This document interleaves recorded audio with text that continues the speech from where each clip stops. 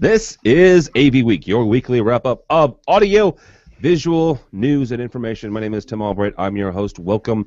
Happy day after Thanksgiving. If you're watching this live, I do hope that your levels of tryptophan have subsided.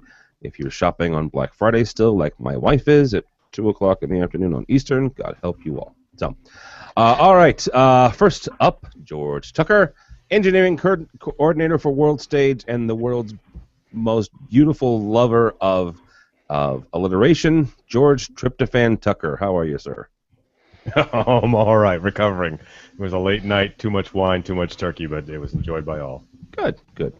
Also with us is Harry Mead. Harry is, his lower third says behind enemy lines, because he's actually just outside of Pittsburgh, PA. And Harry is a Ravens fan. So how are you, sir? Pretty good. I actually even managed to survive going to the gym this morning with my Ravens hat on. Wow.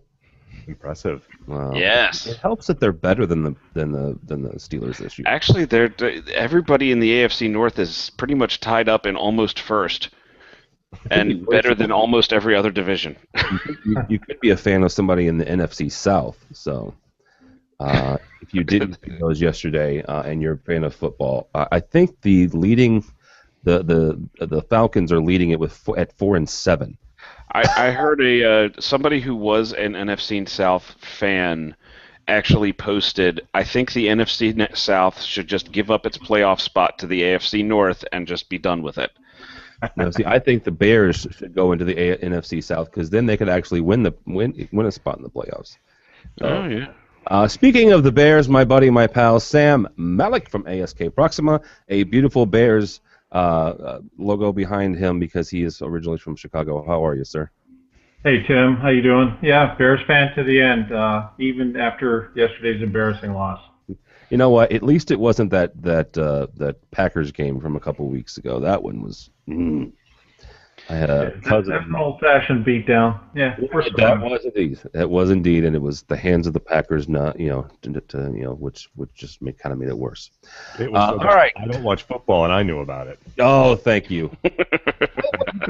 Embarrassed even by people who don't normally watch. Yeah, I was going to say, if Tucker knows about it and it's in football, that's bad. Our friend and our buddy Bradford Ben is a hockey fan, just like Mr. Tucker is a huge one. I'm a cursory fan. I'm in St. Louis, so we have the Blues. There you go. Bradford is a huge Devils fan, and the Blues have signed Mr. Martin Brodeur. They have signed him. Oh, yeah. Well, they're bringing him in for some workouts, but I saw that, and I was like, Bradford should know about that. So, all right, let's talk some AV. This week we're going to talk about the world's biggest and most expensive piece of digital signage. I'll give you two guesses where it is, and the first one doesn't count. It's actually in Times Square. Talk about scope creep. You didn't give me a chance to guess. I'm sorry. I'll give you a chance next when we actually talk about it. Showrooming and Infocom has released their list of classes during ISE 2015, so we'll talk about that. But first, something that we've been talking about kind of off and on the last couple of months on this show is getting home automation into Middle America, getting home automation into the middle income range. And to that end, interesting piece this week from CE Pro and our friend Julie Jacobson. Home Depot has hired a dedicated home automation director.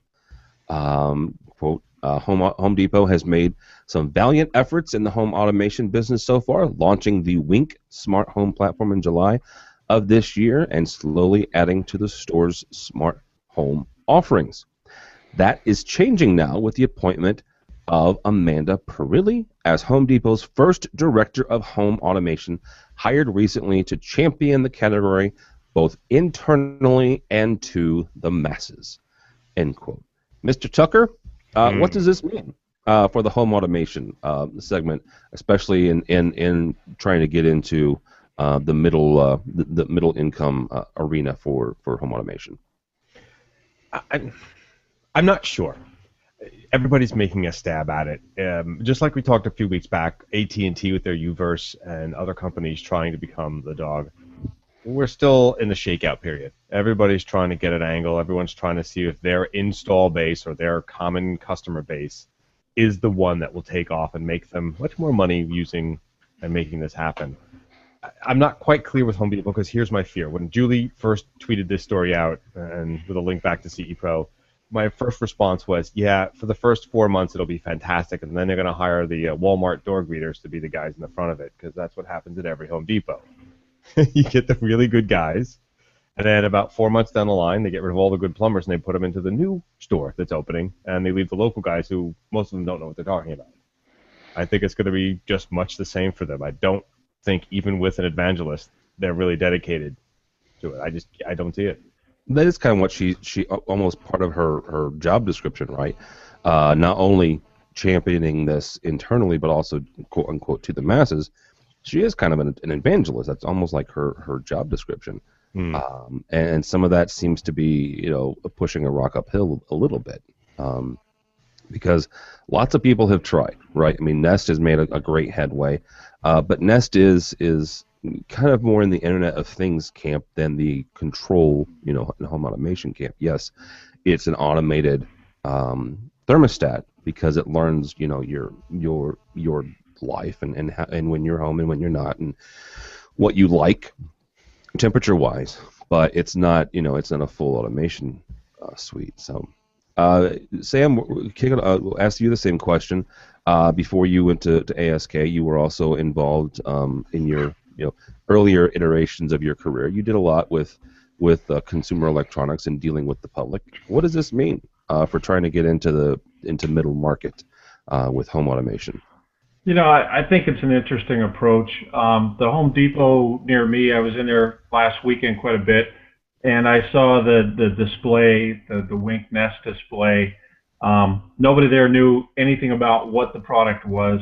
I reviewed the article, comments from Amanda Perilli. I think, first of all, they need a face more like George Tucker to be that evangelist. It's going to make it a more believable story. Amanda's probably a very educated person in terms of marketing and how to reach the market, but she's not the face of home automation at Home Depot. I would much more believe somebody like George. George, you got a believable face. But I went in and asked some. I went in and asked some questions. They had no idea how it hooked up. They said probably go online is the best way to learn about the product, and it was kind of disappointing. I just upgraded my HVAC system here at the house.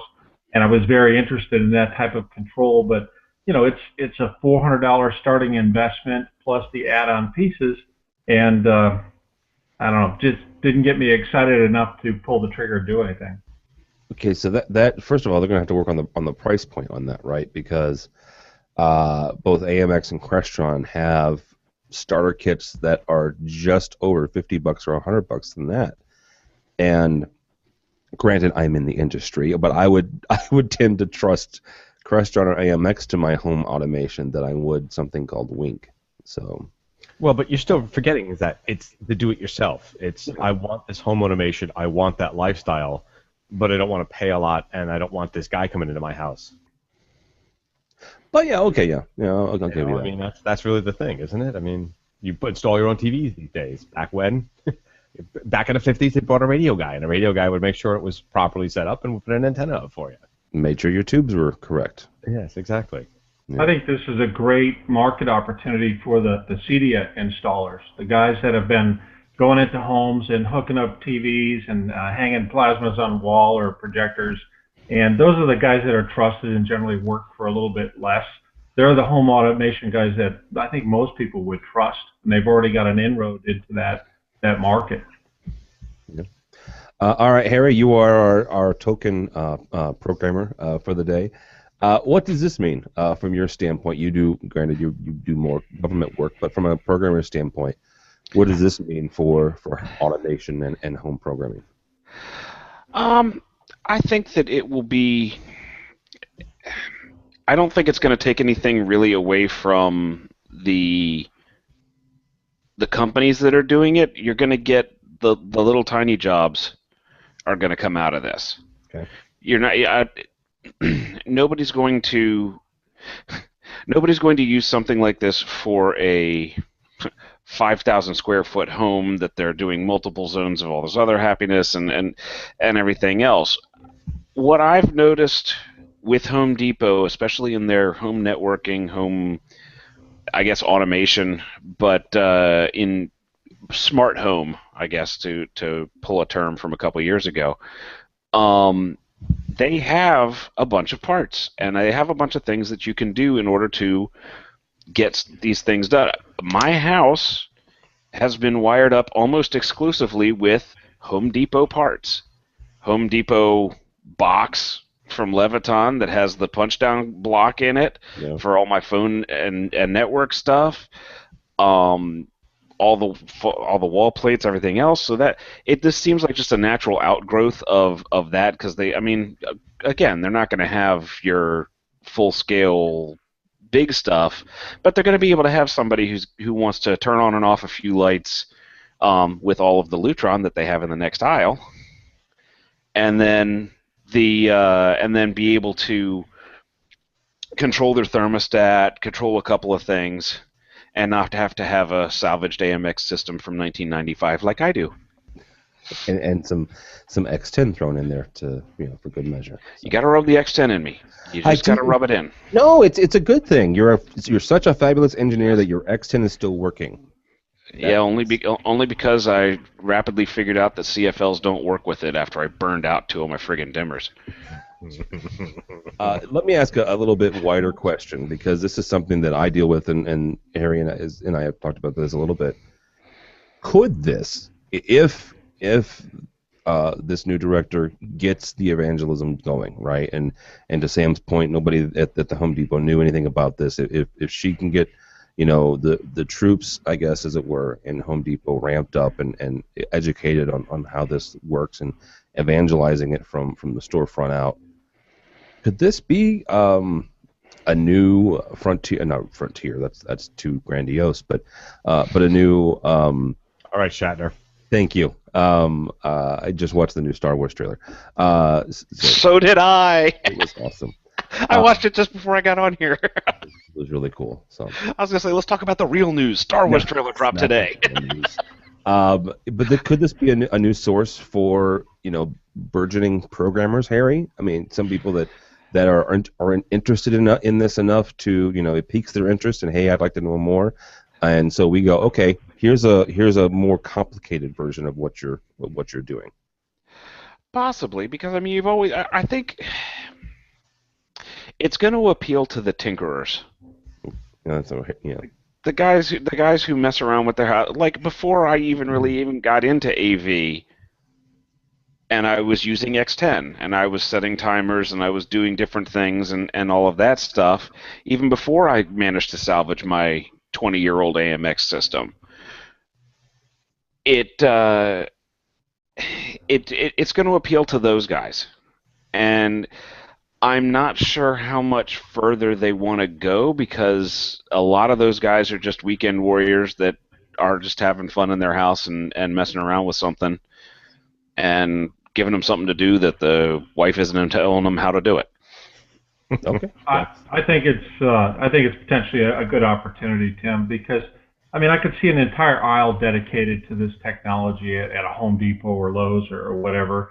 I think now that the smartphone technology has come forward quite a bit, iPhone 6s and the new Samsungs, etc. I want more control over things. So I think it's only going to be natural that grows more and more. The Lutron aisle is more interesting to me right now than the current home automation offerings. If I was Amanda Pirelli, I would get a supply of that product and give it to everybody that works in this store if they commit to installing it in their home, so that they become experts and know it. The profit potential on those products is huge. Even if they lower the prices that they have today, that's a new market, and they're going to make a lot more money on that than they will raw lumber. So I think they would welcome the opportunity to sell those products. But if they don't educate their staff and at least give all the management, a full complement of those products to go install in their house, so that they really know how it works, what it does, how they control it. And not only that, that'll get them excited. They'll be pulling out their phones going, look, I can show you a video of my driveway. and I'm going to change my thermostat right now, and this is the coolest thing, and that's how you evangelize. That's how you get people excited about it. I think part of what this is something we talked about back at Infocom this year, was the fact that all it's going to take is somebody big to jump in to the home automation market. We thought it might be Apple with their Apple stuff, but I haven't heard a lot of that since it came out. But it's just going to take somebody big to jump in, and who can bully the end units a little bit more than an AMX or Crestron can into, oh, by the way, we're offering home automation. Like if Apple, just using them as an example, and I am so not an Apple evangelist, but if Apple out and say, this is our home automation platform, this is our protocols, if you want to be included in our iHome automation, you need to be using these protocols, and all the manufacturers would jump on that. Whereas you can't. There's been some success with like a Crestron Inside or AMX Inside type thing with some of the display guys, but you're not going to get widespread adoption of that until somebody big jumps in. And when somebody big jumps in, say again, just using Apple as an example, it's going to be so that anyone can do it, or anyone who can operate their smartphone will be able to program their home automation system, and then it's going to jump into, well, if I can program this at home, why can't I do this at the office? Yeah, which has been so many things that I've seen recently. Well, that and wireless video is also one of those things that I can do this at home. The problem with the Apple model, though, Yeah. is that Apple changes the way they do things every quarter. I mean, we've all heard the story about the iPods back in the day when all the control manufacturers were making ports. And, of course, remember when they stopped working? Because they changed the 25-pin port configuration when they released the new nano colors, Mm-hmm. and nobody worked. Not the GMs, not the Hummers, not the Crestron ports, all because they went, oh, yeah, we forgot to tell you. They don't play nice with people that way, and I think that's part of why Apple's never gone really full into the home automation thing. Because home automation in that level is hard, and they don't like being bound into not being able to change with an infrastructure that they can't control. So it would be Apple products only. Oh yeah, I think if anybody's going to do it, it's going to be either a Microsoft or a Google or something like that is going to jump in. I think of the big ones, they're more likely than Apple, because Apple's going to want it to be their entire universe from front to back. Yeah, they want the infrastructure along with everything else. Well, and the Uverse has an opportunity, I suppose. Home Depot might, but here's my problem with the Home Depot thing. And you said that maybe it'll bring somebody in who's interested.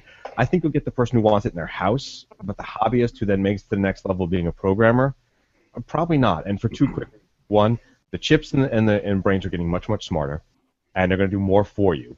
So there's really not any thought process other than maybe a logic tree of when I have this light on, that light goes off, or it's a three-way switch, not a two-way switch.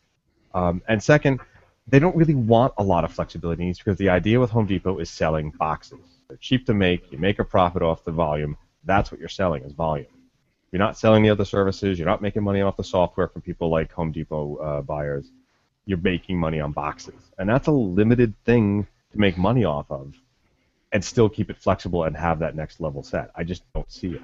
But they could, though. I mean, I guess I'm going back to AV World, where one of the buzzwords is services, right? Most integrators that I talk to nowadays, they're still trying to put together a business plan that revolves around, or at least has a component of selling services to their clients. Because whether it's a maintenance agreement, or it's taking care of things remotely, and Home Depot could, or any other box store, instead of just selling the boxes, they could create, this whole services model where, yes, you're selling the boxes, but you're also selling other things. So. They could, but do they actually? I mean, they would pretty much have to follow some of the same some of the same way it appears they're doing some of their other things like HVAC or Windows or whoever else is sitting there at the front when you walk in through the door, as being a third party working for Home Depot. So in that way they may bring in some of the Cedia type guys. They may have, okay, we're going to give you this territory.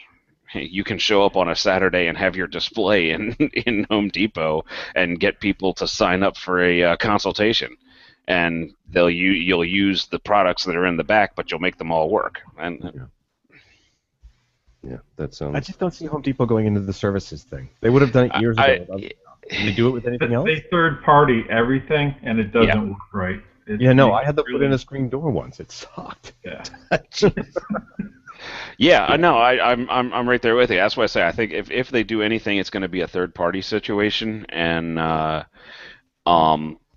it hasn't worked out great so far. So I wouldn't hold out much hope that it's going to work out great now. Yeah, I have a built-in handyman to put in my screen doors. It's called my dad. So Really? Seriously, yeah. I'm 40 years old and I'm still learning how to do things from him. So, just I guess because he knows too much, and every once in a while he'll teach me something new. So, all right, Harry, where's the biggest display in the world? My house after Black Friday. Yeah. Okay. Times Square, a 24 million LED pixel screen. It's been touted as the world's largest high-definition digital signage. This sucker is 100 yards long and 8 stories tall. If you want it for a month, it'll be a cool $2.5 million, and the first company to sign up for it, Google, just because they have $2.5 million just lying around, and they wanted to do it. Harry, we'll kick this off with you. What does this say about the state of digital signage and displays in general? That, first of all, we can do this, and secondly, we have done this.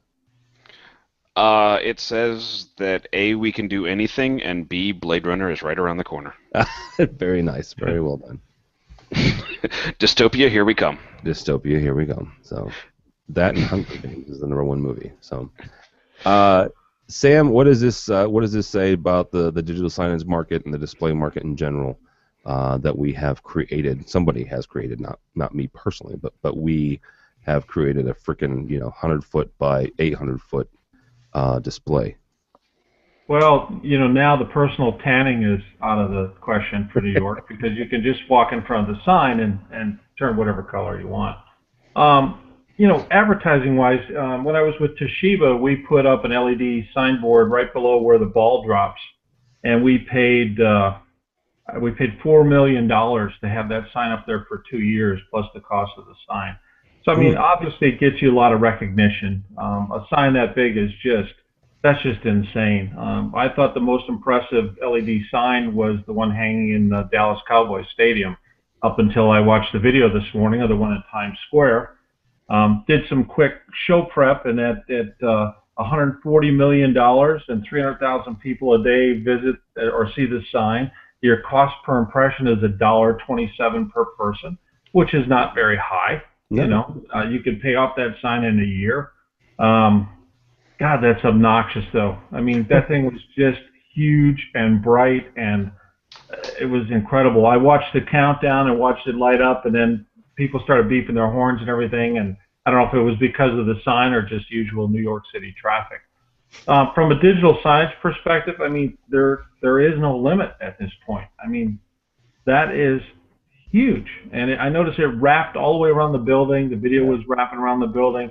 Incredible feat in terms of programming, brightness. I'd love to see the service contract on that, so when a panel or some pixels go out, that's got to be a lot of fun. You don't know whose LED product that is inside, do you? I do not personally. Does anybody else know who they use for inside that? I do not, but I suspect it might be one of the Chinese men's. Yeah. Yeah, incredible. Just incredible display. So hurrah for digital signage and whoever installed that beast. whoever has to maintain it. But I mean, you could literally wrap anything at this point. Pretty incredible. Yeah, absolutely. Mr. Tucker, you are well geographically the closest one to us. To that. I did some research and read some New York Times articles and a few BBC did a couple stories on it and interviewed some New Yorkers, and it was 50-50. It was half, oh my lord, it's obnoxious, like Sam said, and the other half was like, yeah, that's pretty cool.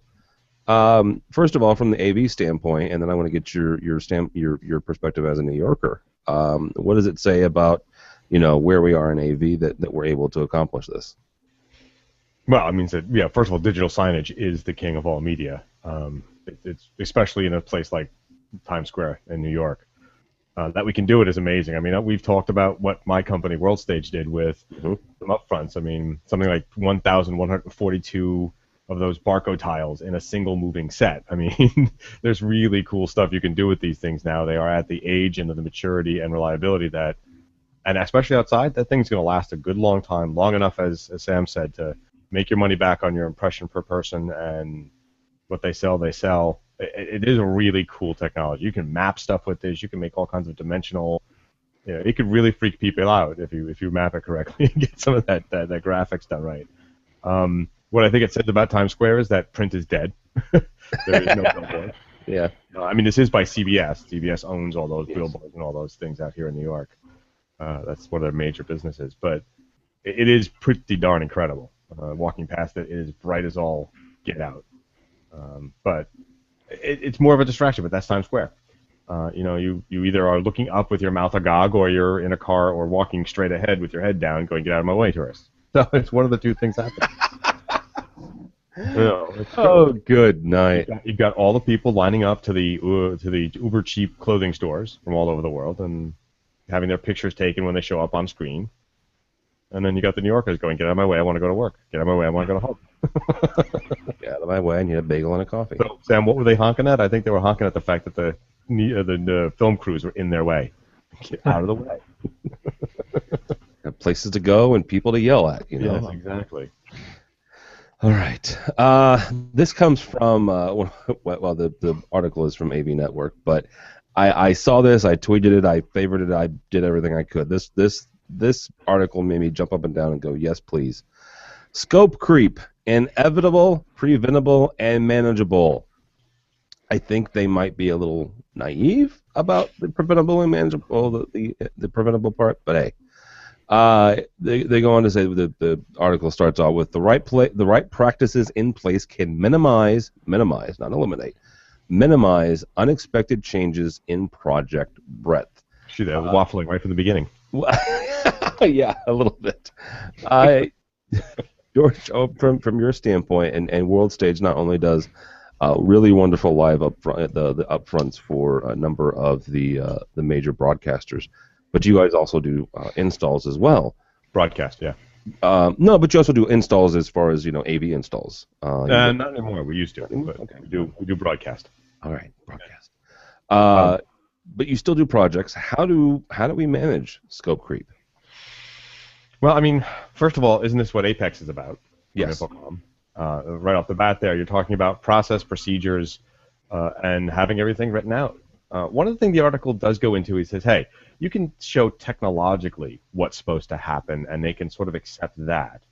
And your scope creep gets into, changing the touchscreen 500 times, right? Because they didn't like that color of purple, or the button is too far to the left, or they want Aunt B's picture in the corner. I don't know. But one of the things they mentioned was where it gets installed.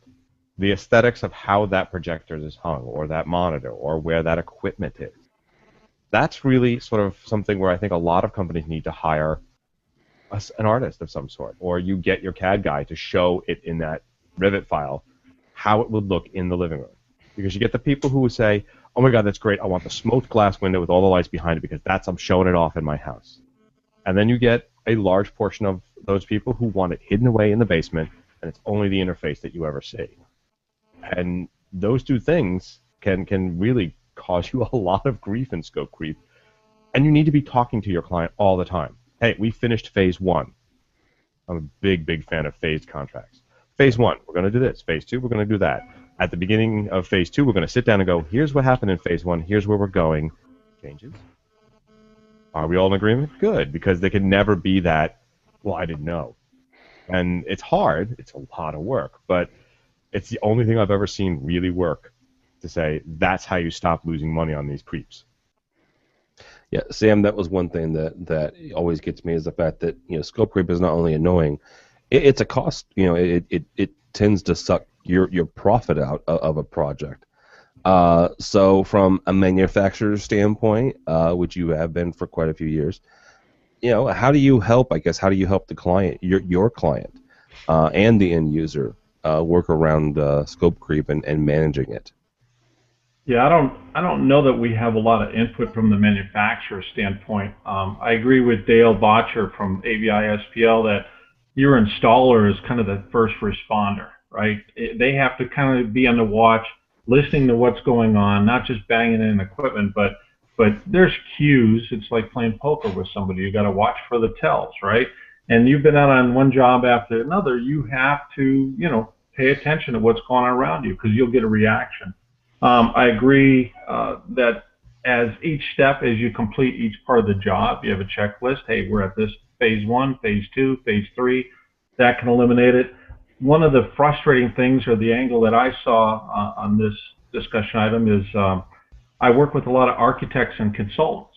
And what we've realized is on education, school installations, K through 12 for projectors, the consultants are copying, cut and paste previous jobs. So they're really not going to the site. They're not researching the job. And they just cut and paste, well, this is another school with 45 classrooms, and we're going to use this product and this amount. And they just cut and paste it together without actually doing the proper research. So then when you're the integrator and you're out on site and you start to install that gear and you realize it was a cookie cutter cut and paste type of project that the consultant recommended, that's when you get into problems because they never actually were on site. They never saw the job. They just spec'd the bid for 45 classrooms without knowing that there's asbestos on the ceiling or there's HVAC exposed pipes that are halfway between the projector and the screen and all these types of things. And that's what I've seen a lot more of lately. And you're right, the integrator, the dealer, the installer, they can give up all their profit very quickly when they run into these problems because it wasn't spec'd properly. The trend I've seen lately, being on the projector business with ASK Proxima, is that many of the dealers, the integrators, are walking away through the K through 12 business, which was a mainstay 5 years ago. And they're more focused on the corporate side of things because it's documented. There's a contract. Here's what you're going to get. Here's what we're going to do. This is what you can expect the final result is. This is when we expect to get paid. And it goes smoothly like that versus a board of advisors in a school system that's really not technology people, and they really don't know. They know they want to have an image on the screen for the instructor to use, the teacher, but they're just not professional about the installs like you would find in a more corporate type environment. So yeah, it's a big concern. If you're not a professional company and you have this down and you know how to go out and do a job, install it, and get it done, potentially it could be a big loss for your company as these, ideas, problems, suggestions come up that change the scope of the install from what was originally bid or planned. Yeah, absolutely. Harry, from your standpoint, it's at your company CCS on the East Coast, how do we manage these things? It's got to start. For me, it's got to start with setting expectations at a sales level, right from the get-go. Setting expectations and working with whomever you're working with within your company to craft a scope of work that's tight. You need a tight scope of work so that you have something to refer back to when you're finished of, okay, we accomplished A, B, C, and D. A, B, C, and D. Bam, done. It works. It's to spec. Now buy it. No. Now sign off. Now sign off. And a lot of times what I'll do, because I flip back and forth wearing a bunch of different hats, what I'll do is I'll tell the customers, okay, you're already starting to notice a couple of little things that you may or may not like. We give you, I think we give them 45 days, 60 days, something like that, of come up with, if there's something that's not functioning the way that you want, control system wise, we'll come out at the end of that period and take care of the nips, tucks, whatever that had to happen with that. But also drive it for a little while and then see if there's another function that you really wanted that wasn't necessarily covered in this. And then that's when we come in with a possible change order. For an example, I've been working on a system or a bunch of systems in a building for a company, and we kind of had three models. We had the small conference room, we had a medium conference room, and the boardroom. The boardroom had a bunch of bells and whistles, projector comes out of the ceiling, a couple of beamformer mics, it's all good. Medium was scaled down, no VTC. Smalls were basically a Mondo pad on the wall with some DM to get it from the table.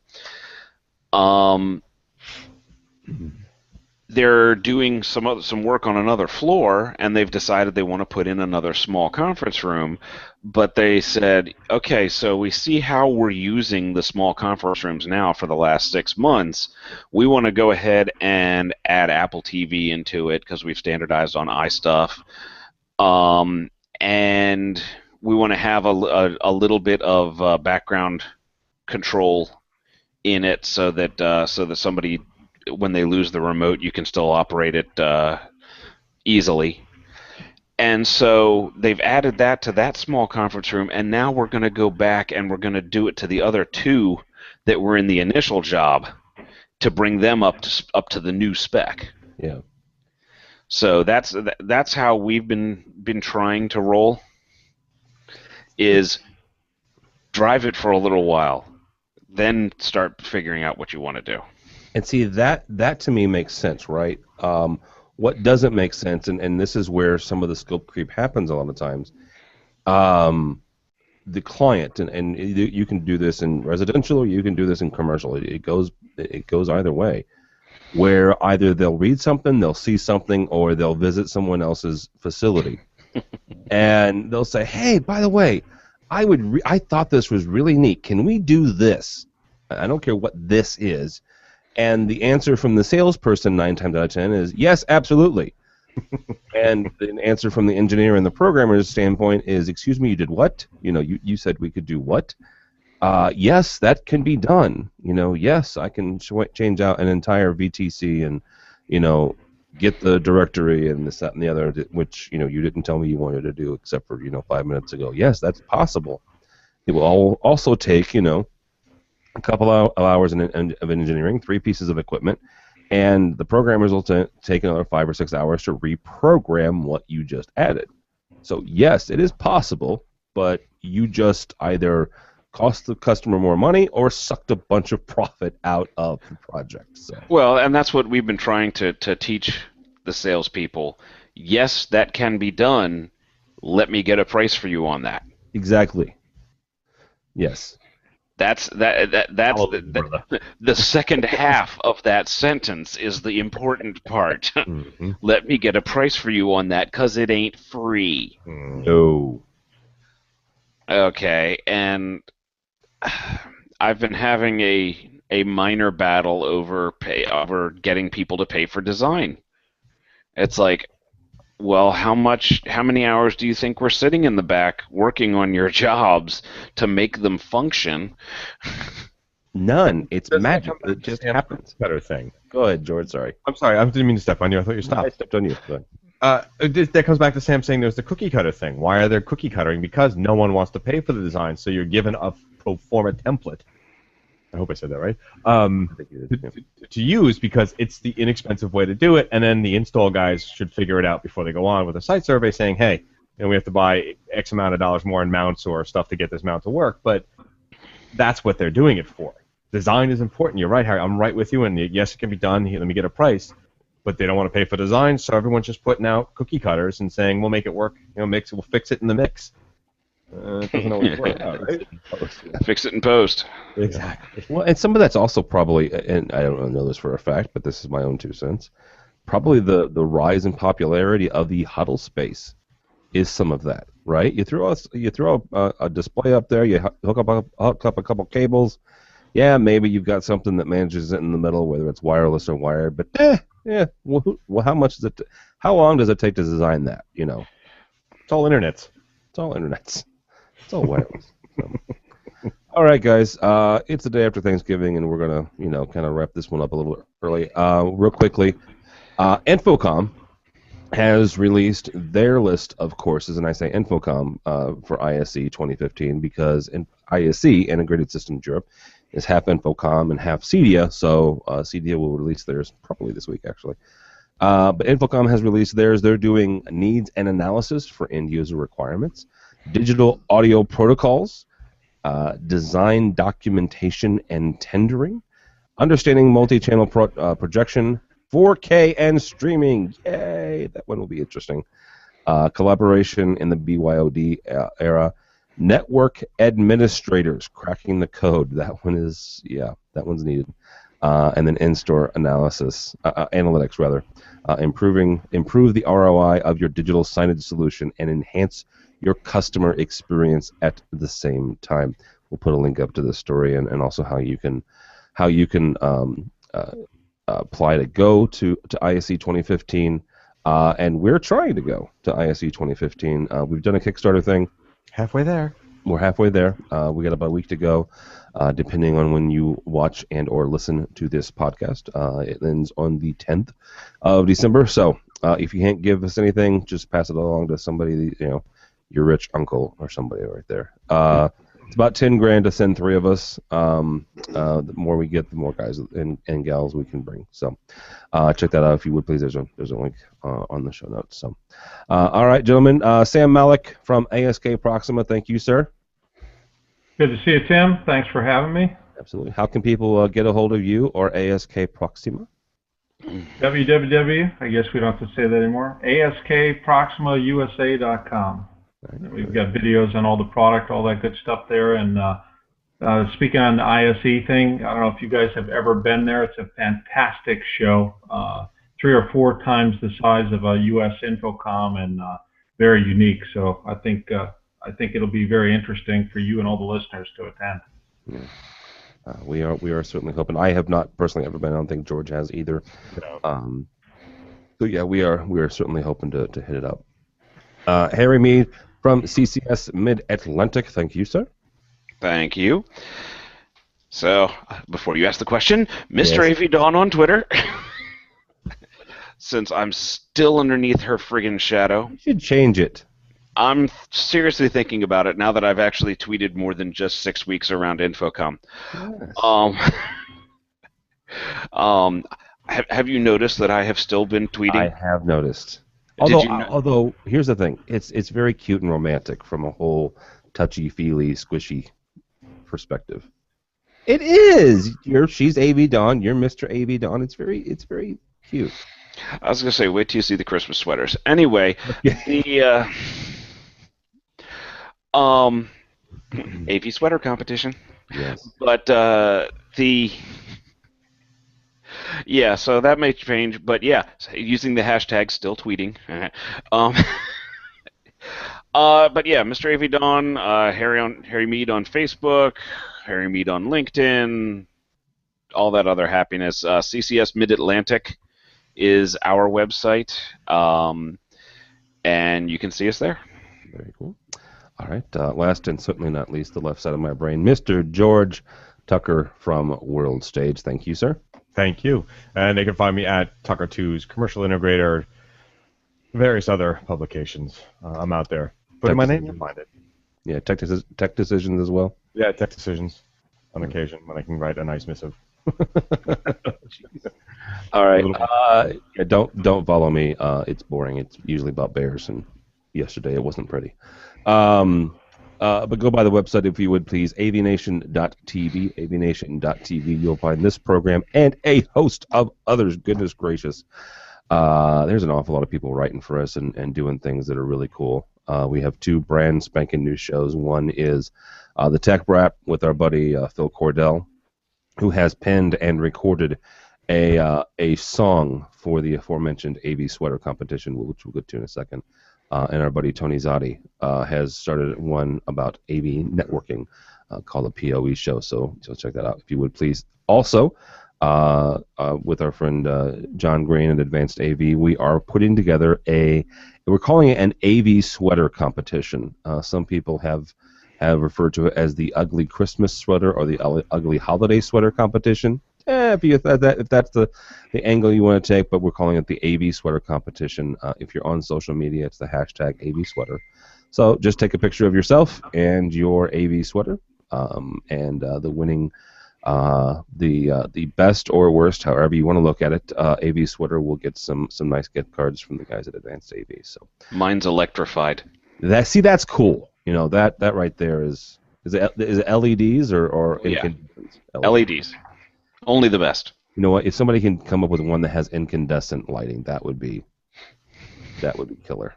For track lighting. So, but yeah, when it comes to my AV sweaters, I think I'm just gonna go with wind power. Solar. All right. So check that out. avnation.tv. avnation.tv. Thanks so much for listening. Thanks so much for watching. This has been AV Week.